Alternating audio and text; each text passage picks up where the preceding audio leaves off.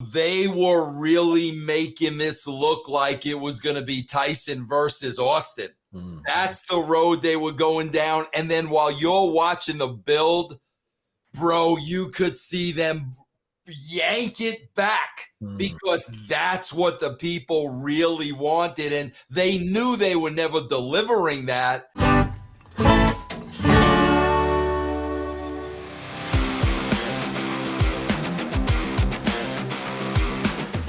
Rolling down memory lane, what was it like for Vince Russo to work with Iron Mike Tyson? Bro, I swear, the one thing like that I'll never forget, bro, was, bro, I don't know how many guys he had on his payroll. Bro, he had this entourage where, like, you couldn't even find him. Like, there were so many people around. And, bro, they moved wherever he moved. He was in the middle, from room to room. He went to the bathroom, the entourage moved. But, bro, he was so into it, man. Nice. He loved it. He was like one of the boys. Bro, you would have never thought he was who he was. Nice. He was so humble, bro. One of the boys, loved it. Everybody that worked with him loved it. I mean, that was a great experience all around, man. Mm-hmm. He was super humble too. Yeah. Like, we'd have a conversation with anybody. I remember him being at Access and we were back there, and I had my girlfriend at the time. What an idiot. I had my girlfriend at the time who, what was great about her, she could have a conversation with anybody. So I didn't have to like walk around with her, and like she can just talk to people. And I go, I'm doing an autograph thing, and I come back, and it's just her and Mike Tyson chatting on a couch. This is really cool, but I'll keep my eyes on this. Yeah.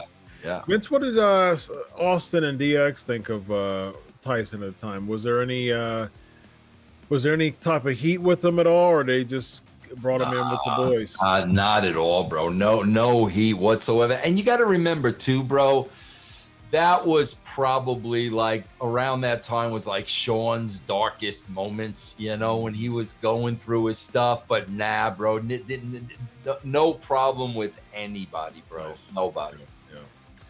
Yeah, it's pretty cool to have him there and be so involved. And it seems like he was like super happy. Like, like when he would raise Austin's and, you know, and do the chop, he was so stiff, you know, like it was just like, he was just super into it.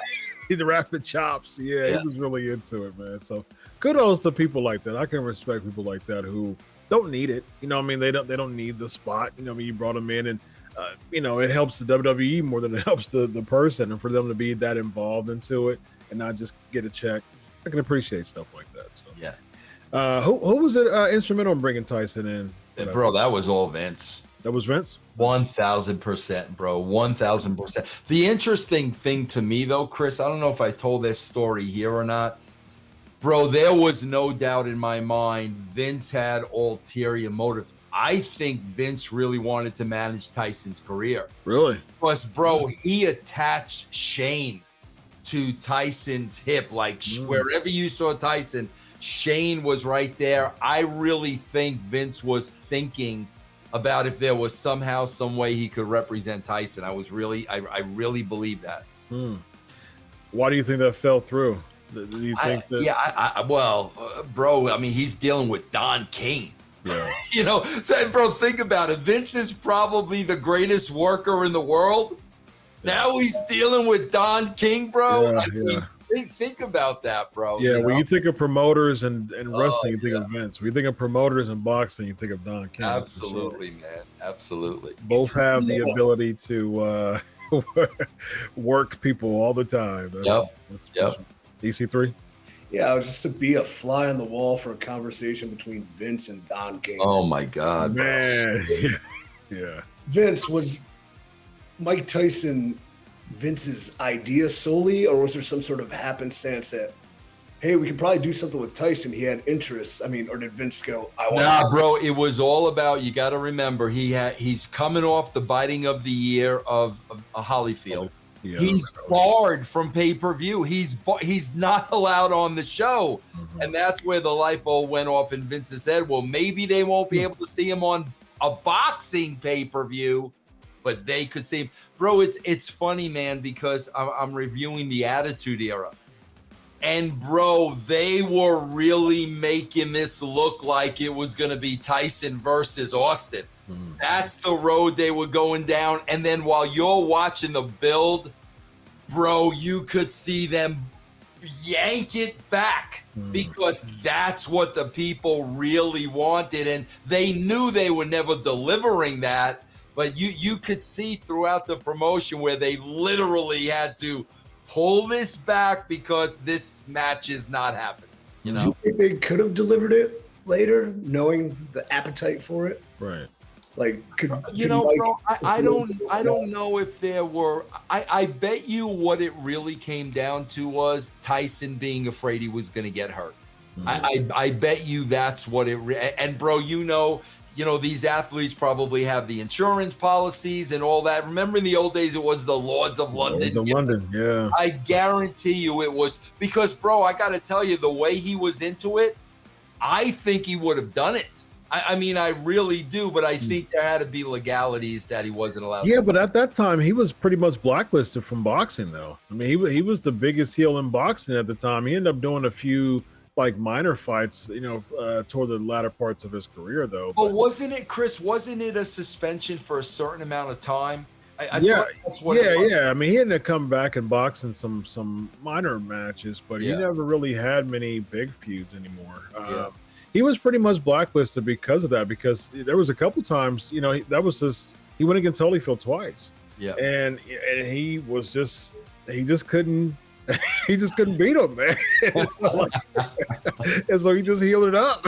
It just bit his ear off. Their first fight was like sustained, though. It was like 12 rounds. Wasn't it? Yeah. But he still lost, though. I mean, and they went against again. I mean, he tried to do it again, and Holyfield was just eating him alive, man. Yeah. I mean, he couldn't hang with Holyfield. I mean, I don't know if it was just like, the thing is, it was more of a stamina thing for Tyson. Tyson wasn't used to stamina, long stamina bouts, because he was a machine.